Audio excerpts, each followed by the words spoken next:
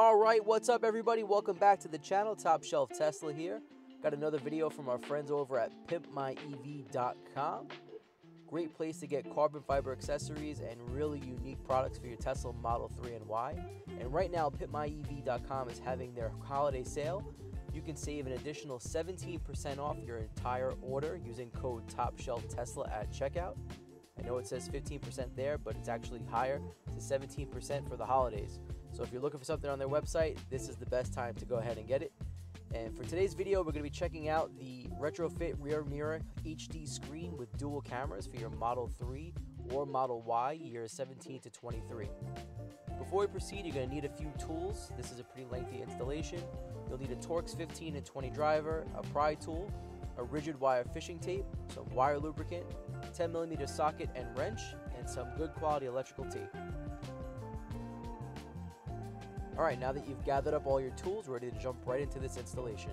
So the first part we're going to be doing is installing the front bumper camera. This is the HD cam that in the original design of this product was for the rear chassis. However, PimpMyEV and myself had a discussion and we said, what if we put that chassis camera on the front bumper? And it's worked out really well. So the first thing we're going to need to do to accomplish this is remove the front bin, and we've done this many times on the channel. There's a total of 7 bolts that you're going to be removing, and I'm pointing them out here. They're all 10mm sockets, so just make sure you have that handy. And once you get all 6 bolts out, you can even put the bolts into the trunk bin, that's fine. I'm going to remove all those bolts now.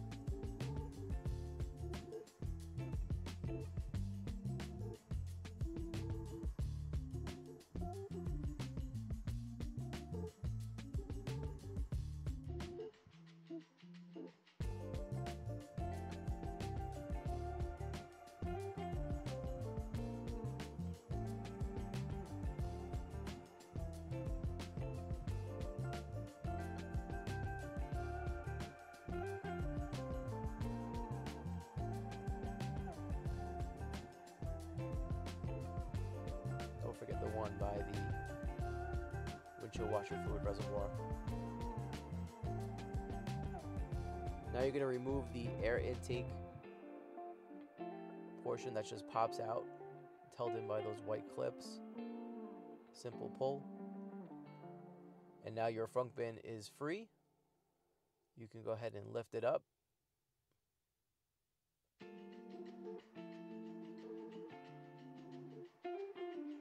And once you've gotten it free, just make sure to disconnect the emergency button, the little black harness. So we're going to be fishing the wire through the firewall here, and you can see I've already removed the rubber cap and that white foam looking opening there. I have a little half-inch slit cut, and I'm going to pass my wire fish through. So that's my wire fish, that yellow, bright yellow bar there. That's a flexible rigid fish that works perfectly for this, and you can see I've gone right through the footwell there into the firewall. I've used this opening many times. I've never had an issue with it. On the newer models, it might be a different location. This is a 2019. So now we're going to go to the front bumper and pinpoint the location for our HD camera. Now with this camera, it is a wide angle lens. So my suggestion is to place it a little more recessed on the bumper than closer to the edge because you want good visibility. With this camera barrel connector, there is a weather tight nut on it. It's a little tight of a fit. So you're fishing that barrel connector through the bumper and the grill, the space there. And once you get it into the cabin, you're going to pull it through there, just like you see here. And there you can see that big, large barrel connector. So it's a bit of a struggle to get it through, but it will fit. Just take patience and have some patience rather, and it will work itself through. You have a lot of give on the bumper, so you're not going to break anything. You can leave that camera hanging there for now and just pull the slack so that you have enough to mount the camera where you want it, but the rest of the slack is pulled into the frunk itself, the frunk opening. And we're not going to put the adhesive on the bumper until the very end. Just leave it hanging there like so. And you can see it's a really high quality camera, all metal construction, no plastic. And here I'm just getting an idea of how much cable I need to leave some slack. And it's just about a little over an inch of wire, should be plenty. If you want to leave a little more, it's fine. You could always tuck it back into the grill once you're done. So now we have our barrel connector, the male side, and we're going to go take the female side and connect them and then screw down the watertight nut.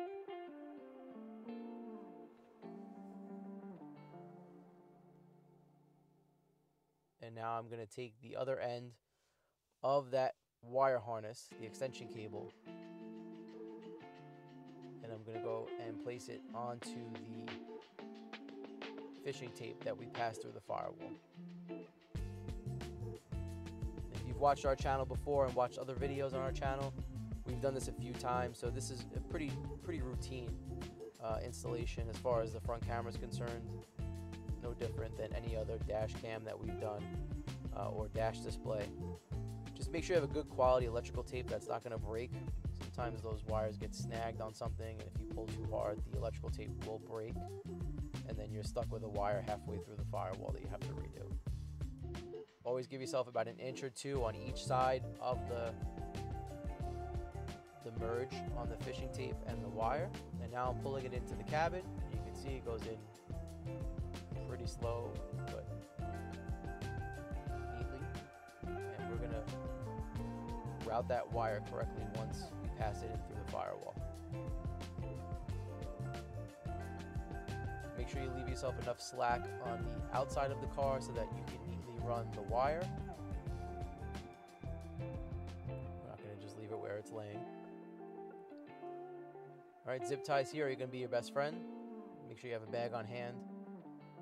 And what I've done here is zip tied the wire just following the other wiring harness in the frunk that's existing. And you don't want any wires laying on anything that gets hot, so make sure you just follow the path of any of the wires, and then you can just trim back your wire ties, cut them all the way back to the zip nut.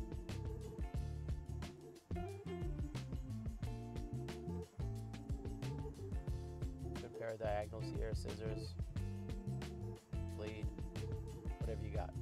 Do the trick. And less is more here, or more is less. Whatever's fits your boat. Float your boat, I should say. Not fit your boat. Now we're going to press the front bin back inside. It should snap back into place. There are those pesky clips on the sides. Make sure they lock in. And then just hand tighten down your 10mm nuts, and you can replace all 7 nuts back into their respective homes. The way you can tell if the front is lined up is the 2 interior bin 10mm sockets, nuts rather. Those holes will line up pretty well. So if they're not lined up, then your trunk's not seated properly. Your front rather.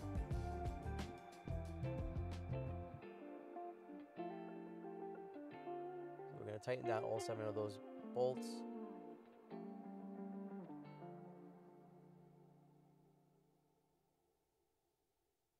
I'm using an articulated socket wrench there. It's a little fancy, but regular socket wrench will work just fine there.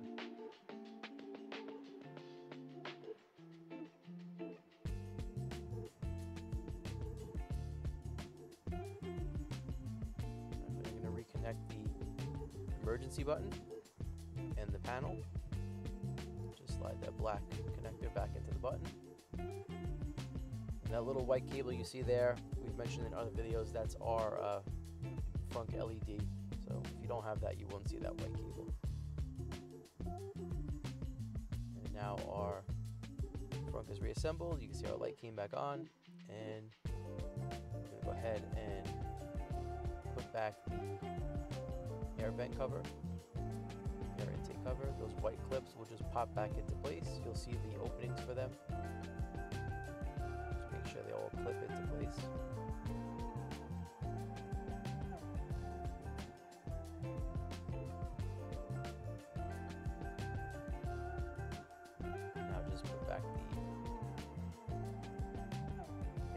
cover grill.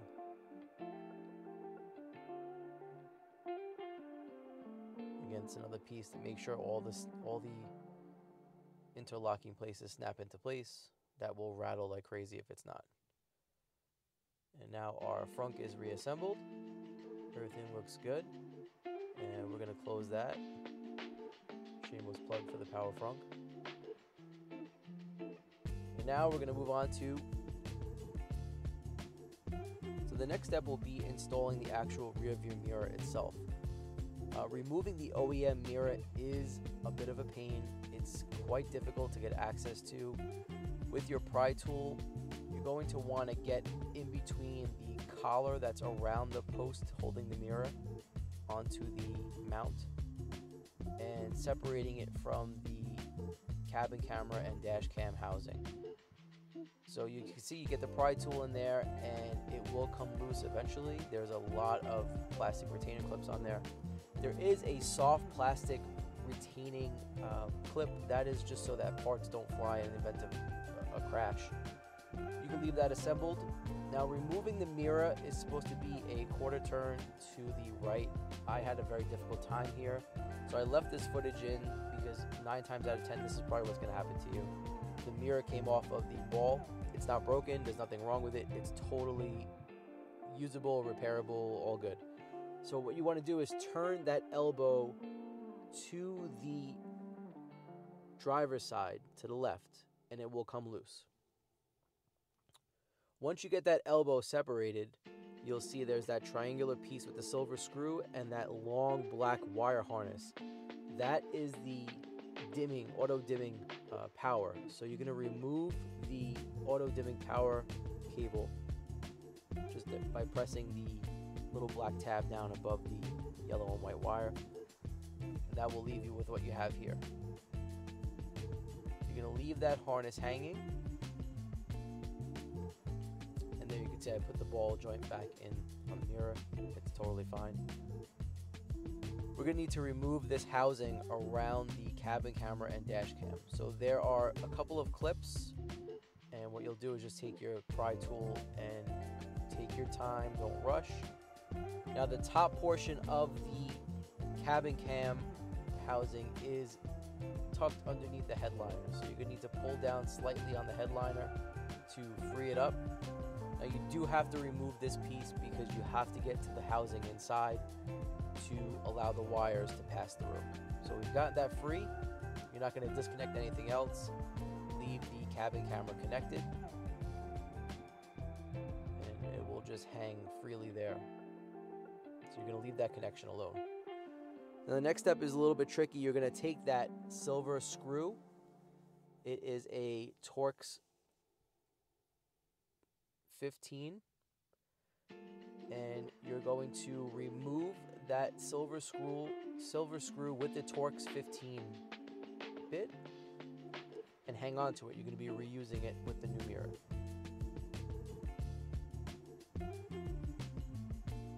Shout out to Fantic. If you don't have any of those power screwdrivers, get yourself one. They're the best. Okay, so I've removed that silver screw. I'm going to hang on to it, and we're going to remove that triangular metallic retainer clip. That's very important. That's going to be used in the new mirror installation. This collar piece comes with the kit, with the new kit. So what we're going to do is we're going to put that silver screw to the side. We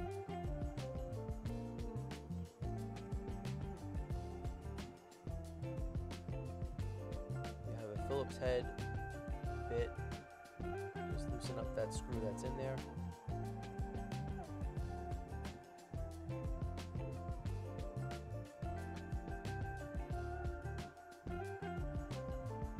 Take that plastic, metal rather, retaining clip that we took off the OEM mirror, and this will only fit in one way, just like so. And now you're going to take the black Phillips screw that you just removed, and you're going to place that in the center and screw it in. Make sure it's as flush as possible, and make sure that that retainer clip is not loose. That's what keeps the mirror onto the fitment. Okay, we have another Phillips head screw here. We're going to remove that. This is on the new mirror. And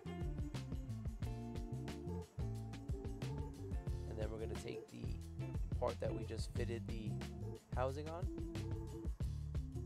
And there's a second hole where the longer black screw will attach the base to the neck of the new mirror. You want to make sure that your wire housing is coming through the opening on there. So there you see the finished product, and you can see the wire is passed through the opening of the neck. So as we pass that wire through, if you have an extra set of hands, it's really helpful here because you have to tuck the barrel connector for the new camera up into the headliner to keep the mirror from falling. And to do that and hold the trim piece in place and film at the same time was quite difficult. So I definitely recommend an extra set of hands for this step if you have it. If not, just take your time. Don't let the camera fall, the mirror fall. It will break. Just take your time. So what I'm doing here is seating the mirror with that metal retaining clip onto the mount from the window. So once you find that sweet spot for the mirror and the mount, you'll feel it click into place. The trick that I figured here, that I found out here, was tucking that barrel connector into the headliner just to give you kind of a safety for the mirror. So you can see there I let the mirror go and it didn't fall. So that's the trick here. Again, this is where an extra set of hands would really come into play if you have them, just to hold the mirror from falling.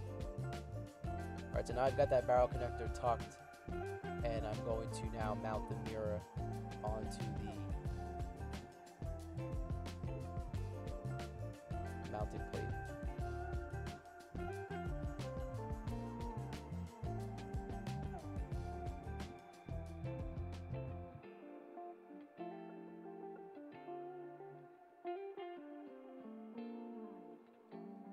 The other trick here also is with this fascia for the cabin camera and your dash cam for the tri-camera cover. You want to be able to tuck that lip back under the headliner, but you also need to tuck the wire at the same time. So an extra set of hands here is definitely a plus. Like I said, can't stress that enough. I was doing this while filming and it was very difficult. So take your time here. If you want, put like a pillow down in your console or something in case you do drop the mirror. You don't want to risk breaking it. The headliner is very flexible, so you can see right there I got everything tucked underneath and it kind of just popped into place. So now with the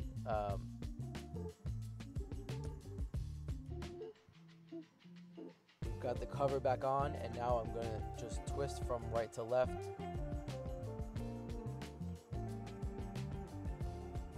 Anything you want to do here is make sure your wire is not in the way of those clips so that you can get that cover back on.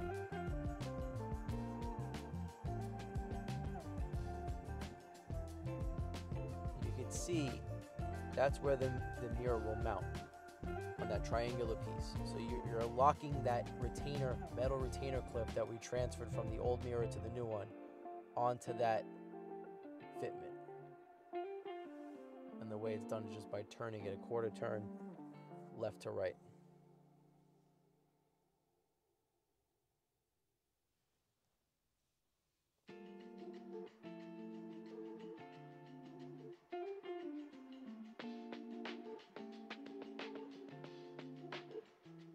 And again, like I said earlier, this is a tricky install. This is the worst part of it, just because working inside the cabin at a bad angle and trying to run the same cable and fishing it through, giving yourself enough slack, and filming at the same time was not easy. So have patience. The payoff is worth it, I promise.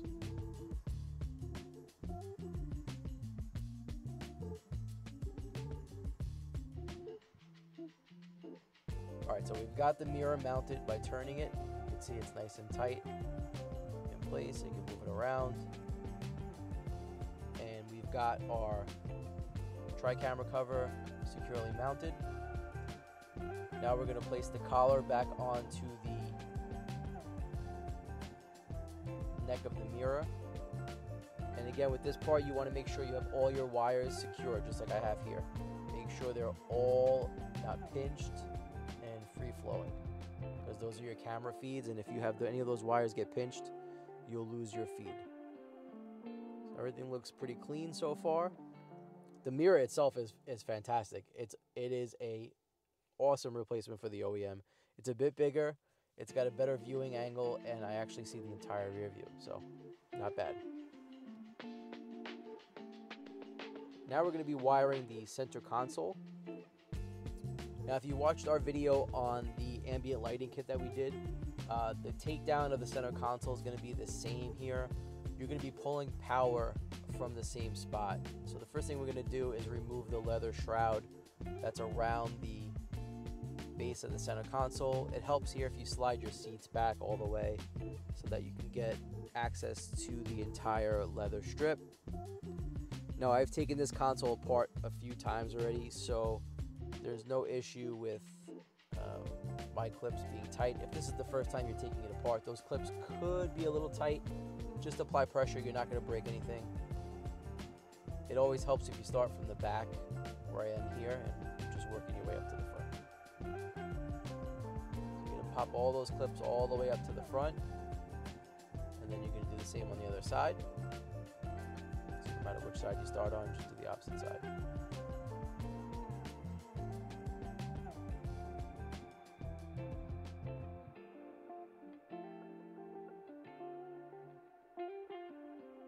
Now once you get all the clips on both sides, you're going to remove where the charging pads are. Just pull up on both sides and it should come free.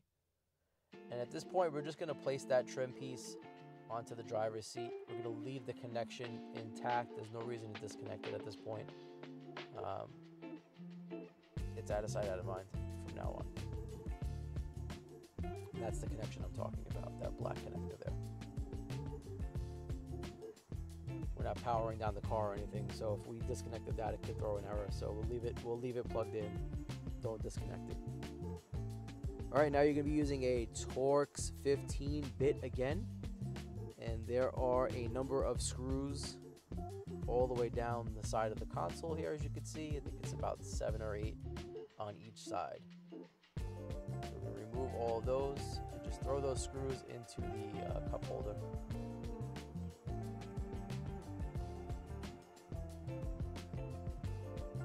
Make sure you get the one in the white plastic piece at the end here. Don't forget that one.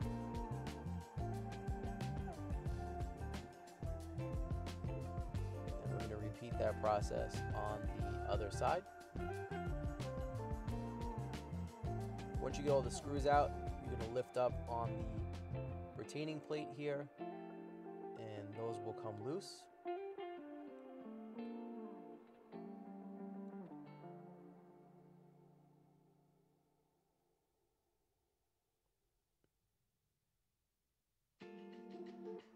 Just work all the way around. It should come free pretty easily. And once you pop that fascia off, just put it on the driver's seat. Now here I have the ambient light touchscreen kit, but the installation is the same if you don't have it. You're going to pop this cup holder fascia up. Now whatever you do, do not use the edge of the cup holder to pry up until it's free. And do not disconnect any wires under that cup holder. That is your card reader. If you disconnect that while the car is powered on, it will cause a major problem. So do not disconnect any wires other than the cigarette lighter that we're going to be disconnecting shortly. So your cigarette lighter is going to power the mirror. And the way that we're going to do that is we're going to remove the kick panel from the passenger side of the console. That's the carpeted panel. If you've ever changed your air filters, your cabin filters, this is the same exact step. So you'll need to remove the carpeted panel here. in addition to the panel underneath the glove box, which we'll get to shortly. So you can pull that aside. Make sure those little white clips that you'll see are still on the tabs. If they come off or they get stuck in the grooves, you can just pop them off, just like so. And there's little oval slots, so I'm just showing you here for demonstration purposes. That's where those clips will go in. Now we're going to be fishing our power wire through the console down to the footwell. Now this is another tight squeeze because these barrel connectors are fairly large. So what I've done here is just the same thing as before, electrical tape up and down 2 inches on each side. And we're going to be snaking down through that opening in front of the cigarette lighter port and down to the outside of the center console. There's about a ½ inch gap that you can get that wire fished through. It should go through pretty smoothly. You should have no obstructions. And you can see there that I'm getting the wire coming through. And you can just push down the carpet if it gets stuck. There's a little flexibility there. And now I've got my power feed coming from the center console there, from under the cup holder. And essentially this unit uses a 12 volt piggyback for the cigarette lighter, and then it's going to be using a relay, that orange wire there, that is the auto on and off. So when you exit the car, the mirror will shut off. That's the power switch there. We'll be installing that next. Alright, so there's your cigarette lighter piggyback adapter and the orange wire. It's going to go on the back. So we're going to pull our excess, leave that orange wire alone for now, and what we're going to do is disconnect the 12 volt cigarette lighter OEM plug.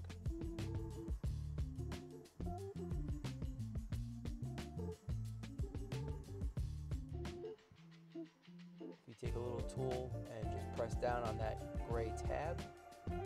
That will allow you to release that. Now you can disconnect this while the car is on, that's fine, it won't give you any issues. I just used the pry tool here. If you have a flathead screwdriver or something, that's fine. It's a tight fit and a tight area to work, so just be mindful of that. So now I'm going to take that disconnected wire and we're going to piggyback it with the harness from the mirror. So plug the female side in on one end to the OEM harness, and then the male end is going to go back into the lighter, and then any excess can get fed down into that opening where we fish the wire through. So you want to try to get as much of that wire in. Looks good. Now we take our orange wire and we're going to have to feed this to the rear vent in the back seat. So the way to do that is you want to get all of your wire free. Make sure it's not tangled in anything because there is not much excess. So you're going to remove the rear vent cover just by pulling it off. And from the ambient lighting kit that we did earlier, you can see that yellow wire there. So we're just going to be piggybacking on top of that. You can add multiple connections here. That just tells the mirror to shut off when you exit the car. So there is a male and female, and we're going to break the connection that's in the back and just piggyback off of it. So the easiest way to do this is to tuck the wire underneath your console bin, just like so, and then run it underneath that lip from that console bin and bring it back to the rear vent. Let's see what I've done there.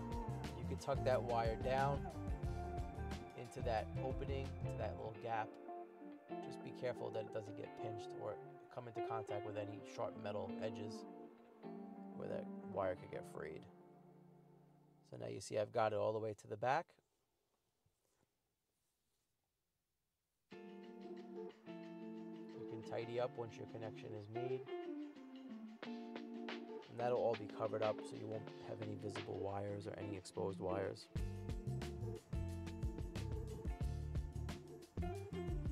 now I've piggybacked the connection with the male and female, and if you have just that one connection, you can just tuck it back above the air vent there, the opening. Now I do have a rear display, so that's why it might look a little different than yours, but the wiring is the same. So just tuck that wiring above the vent or the air opening. Tidy it up. And once you've got that connection made, you can reassemble your rear vent cover. We're done back here.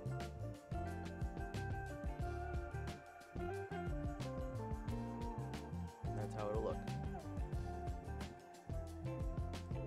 So now we're going to just reassemble the console.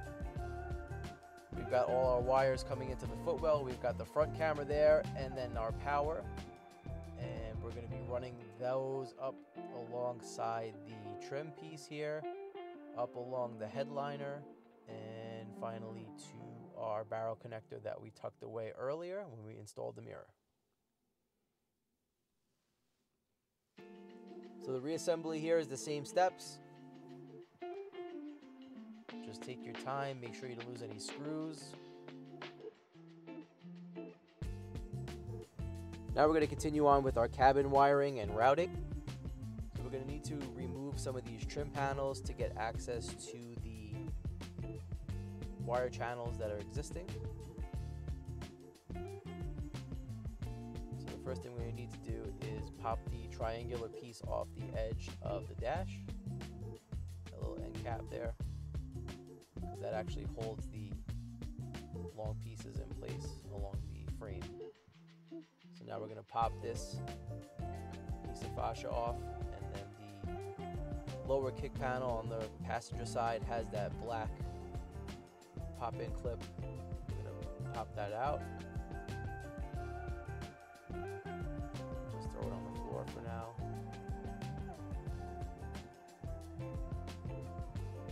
You've seen this done on our channel a million times at this point. Now we're going to pry out that kick panel. Alright, so now we're back on the side of the console where we ran that wire earlier. So this is just some cable management, tidy up things. So this is the wire that we fished from the console cup holder. And what I'm doing here is I'm just running it on the inside of the plastic posts of the console. This is going to minimize any rattling or any type of loose cables or anything like that. This is all a tight fit, so it'll keep those cables nicely in place. You can see all the cables from our ambient lighting install that we did lurking about there. So again, I'm just going behind that post.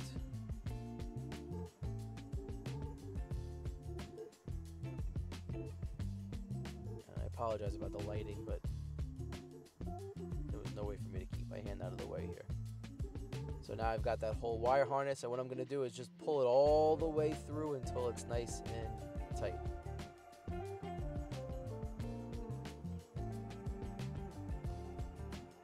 Alright, there you go. And you want to block any other of those holes for the clips that we showed earlier.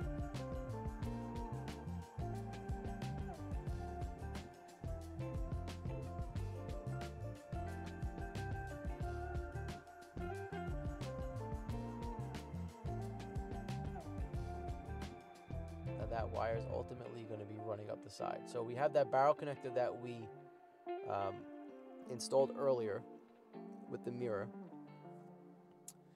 And now what I've done here is I've run the front camera, the rear camera harness that we haven't run yet, and the power harness up along the A-frame, A-pillar of the door, in that channel that we just exposed. And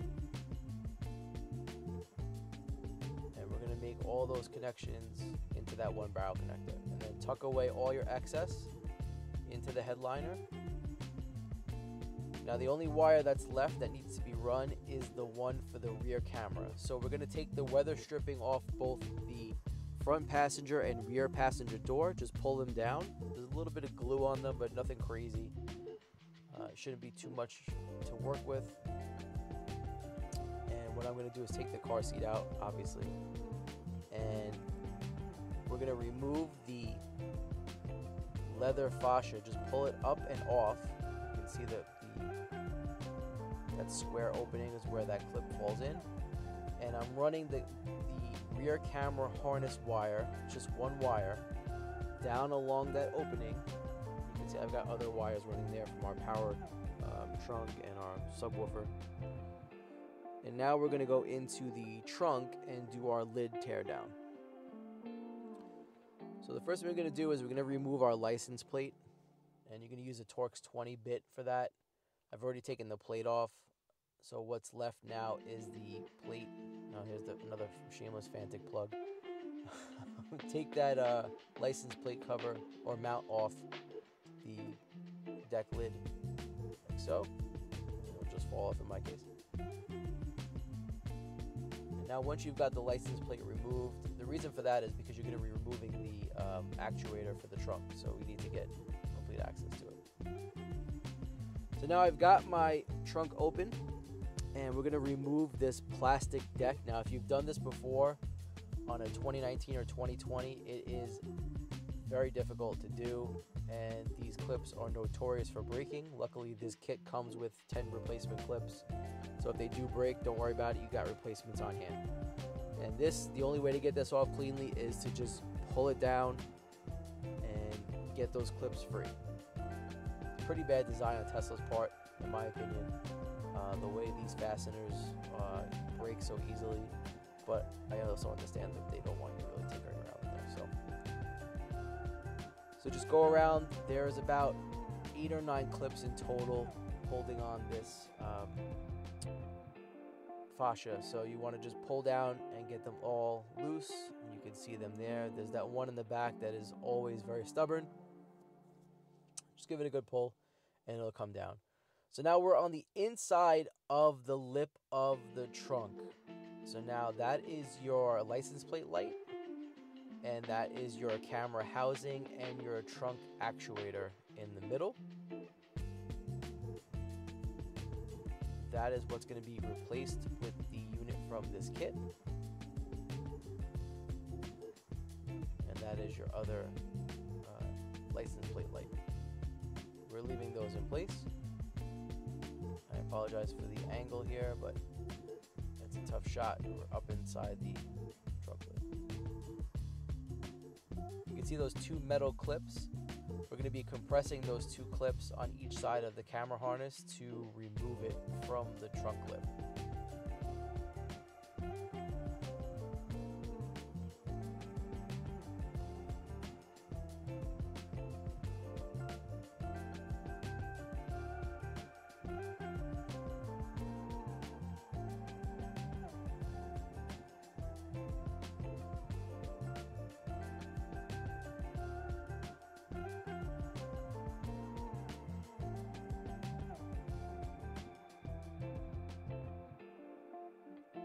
Okay, so we're going to be removing the wiring harnesses from the lid actuator and the camera. So to start with the black connector here, there's a little tab that you're going to compress. Just squeeze it, and that will allow you to pull that connector straight back.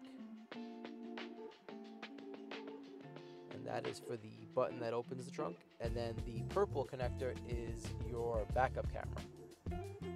So that is just going to be a similar removal. And you're working in tight quarters here, so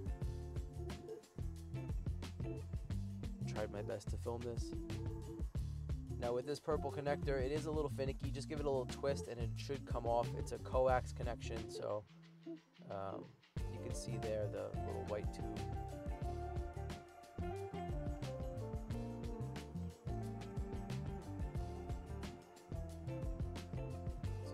Give it a quick pull and twist, and it'll come off.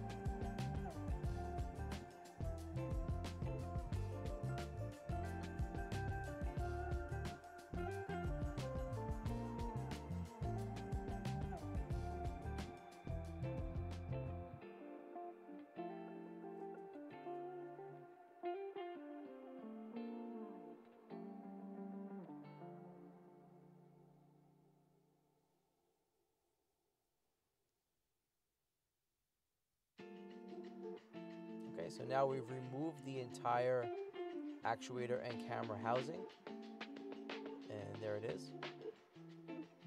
So we're going to need to transfer the camera from this housing, which is the one with the QR code on it, and that's going to come off, and then we're also going to be transposing those two metal clips onto the new housing.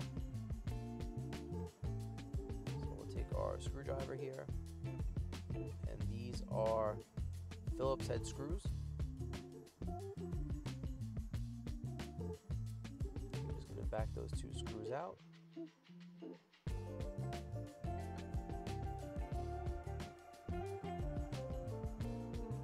And the rear view camera, the easiest way that I found to get it out is to press on from the lens side. There is a little weather seal around the camera, so if you press the camera like that, it pops right out.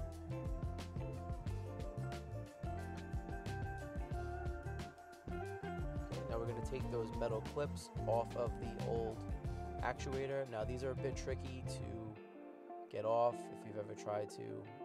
The easiest way I found is two flathead screwdrivers like I'm showing you here.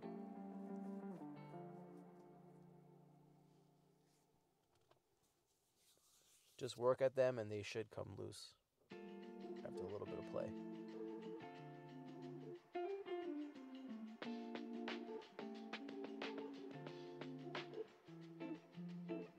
Alright, so now we have our new actuator and camera housing. So first thing we're going to do is put those clips that we took off of the other one. And they're just as tricky going on as they are coming off. Make sure they're also centered on that post. Do the same thing on the other side.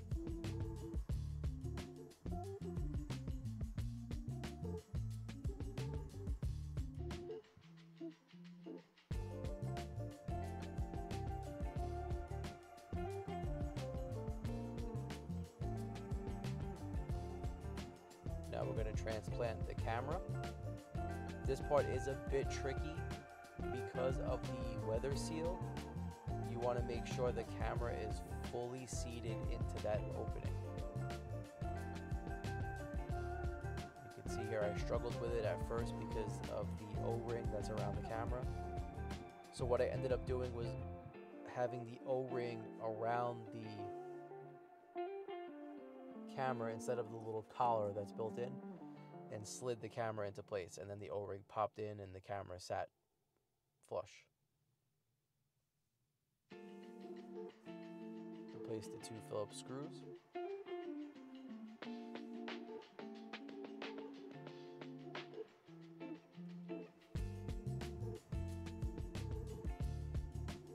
Try not to over tighten these here because they are going into plastic. You can crack the housing and then no more camera for you. Alright, everything looks good. Our clips and camera are installed.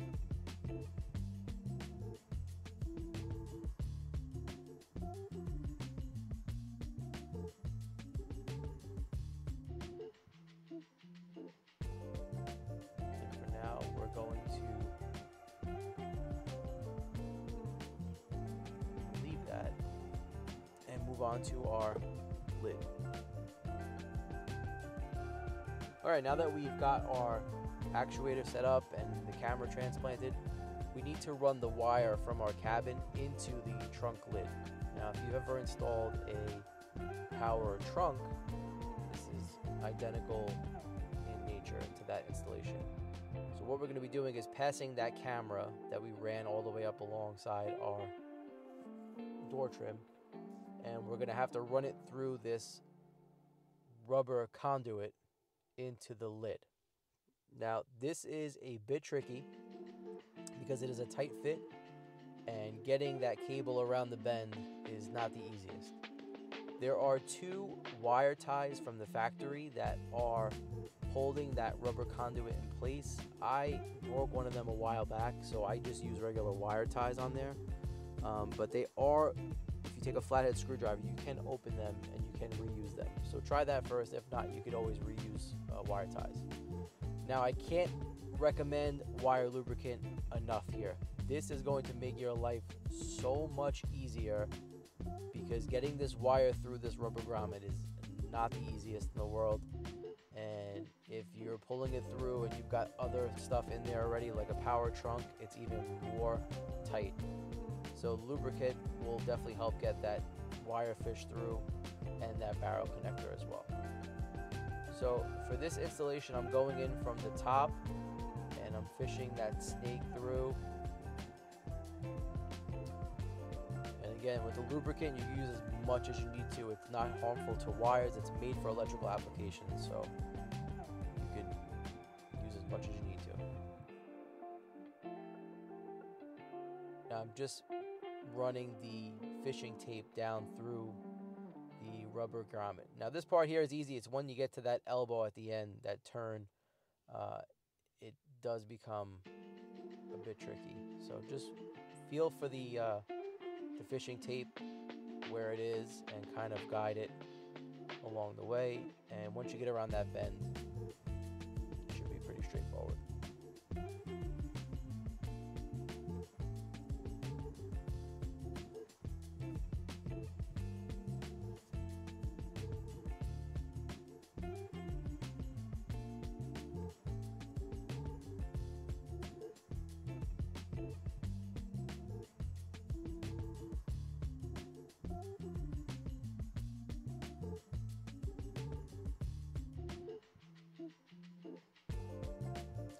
Now we've got it through on the other end, and that's where we're going to be running our cable. So we're going to take our male barrel connector that's from the cabin, and there is a small opening at the top of the trunk.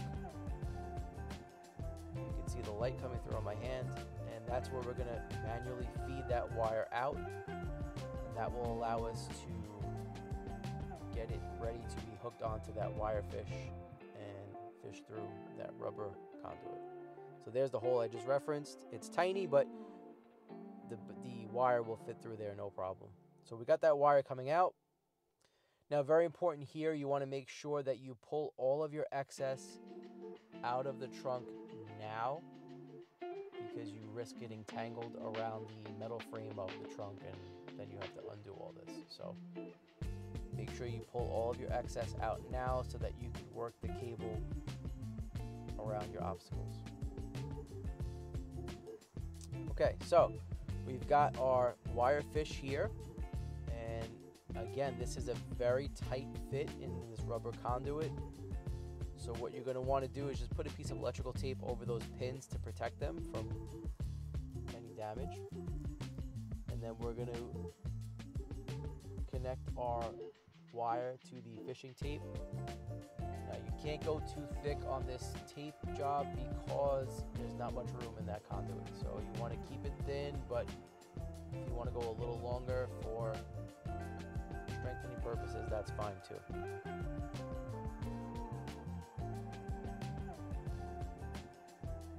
See, I just went a little extra there. And now we're going to take our lubricant again and just saturate that whole fishing tape as much as you need to. The electrical tape, the wire itself. This will make things so much easier for you, because otherwise it's just going to get stuck in there.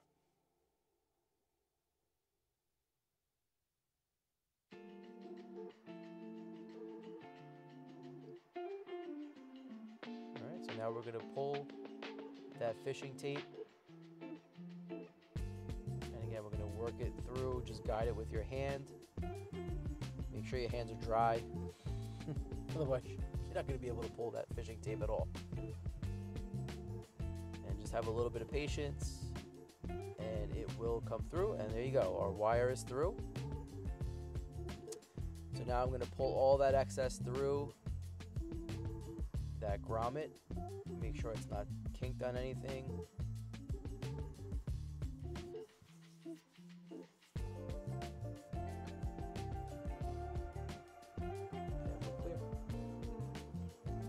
The hard part is over.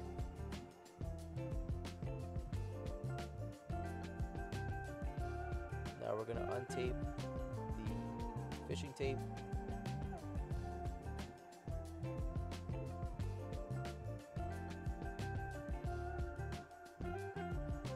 I recommend leaving that electrical tape on the cap until we are ready to make the connection. Very important here, you want to make sure you go through the plastic ring and not around it.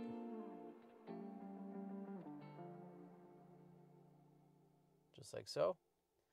And now we're going to just, with our hand, you don't need the wire fish here, just feed that wire into the lid of the trunk.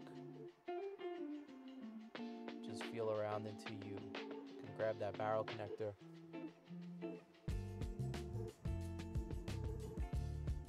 And pull the excess into the lid. So now our wire is fully run from the trunk itself into the lid. So we can go ahead and replace the plastic and rubber grommet. Make sure that my recommendation here is to place the rubber grommet back onto the plastic clip first and then insert the clip into the opening. That will give you the best seal. On the other side, it's just a rubber compression fit. So you're just going to squeeze the rubber back into the opening and it will pop into place on its own. So just make sure you go all the way around both sides and it should be flush up against the metal with no gaps.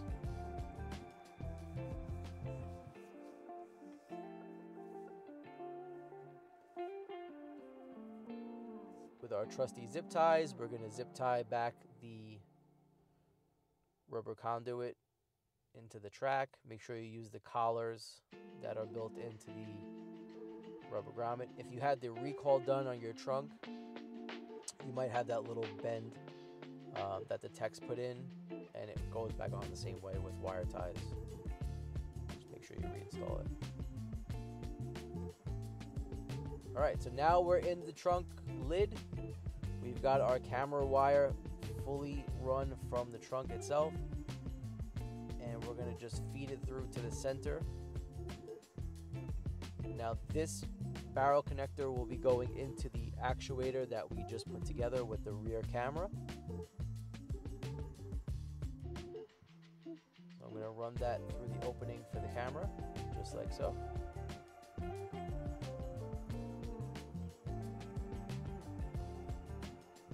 Now we can take the tape off of our barrel connector, and we're going to take the male end of that barrel connector and marry it up to the female end of our new dual camera housing.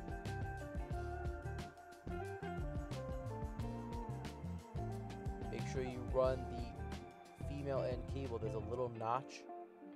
Make sure that cable goes into that notch. You can take off that warning label.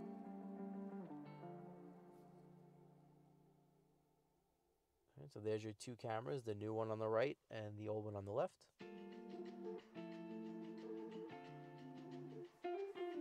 And we've got our barrel connectors. There's an arrow on both connectors. Just match up the arrows. And now our new actuator and dual camera housing is almost ready for installation. I recommend electrical taping this connection to prevent it from separating while it's in the car.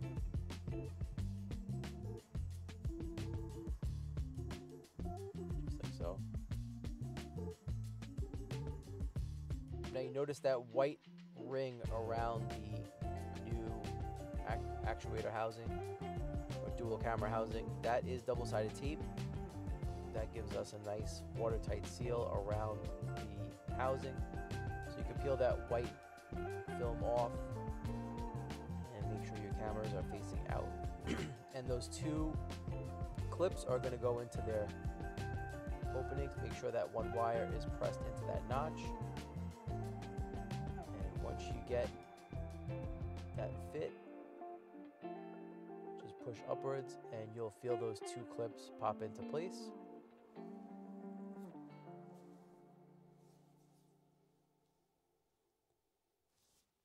And just Just give it a good press for about 30 seconds to let that tape adhere to the surface.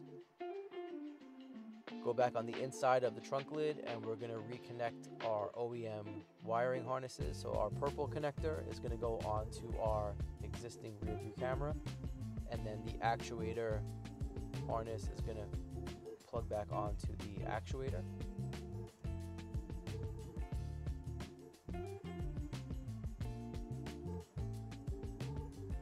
Make sure it clicks into place. Pull it back, make sure it's seated properly. Everything looks good there. And then we're just going to wire tie up our excess and put our trunk lid back together. That fascia, just give it a good couple of bangs where those clips were. And if any of those clips broke, just replace them before you put this back on. Our conduit looks good, and we're going to replace the weather stripping around the trunk. Now that our dual camera HD rear view mirror is installed, let's check out some of the features. So the mirror does feature a split screen view, so you can see the front camera and the new rear camera at the same time. A simple press of the center button will give you the front camera or the rear camera alternatively. The picture quality is fantastic. There is no drop in clarity whatsoever on either camera. The split screen view is really nice. And then you have multi-angle approach, so you can go high and then you could go low, and that is the furthest left button. So if you tap that left button, single press will go all the way up to the end and then back down to the lowest angle. So you can adjust that as you see fit. And contrary to that, on the right button is your brightness. You can adjust the brightness high and low. And there you can see the rear view camera. The field of view is massive. This is especially great when you're driving because you really see the entire highway behind you or the road behind you while you're driving. Now this is intended to replace your rear view mirror, so there should be no need to use the mirror. You're going to rely on the cameras instead. So again, just cycling through, very simple to use. And here's just some usage at nighttime. You can see how clear the camera is. That is the front camera. You can notice in my camera it's blurred out, but the gas station ahead,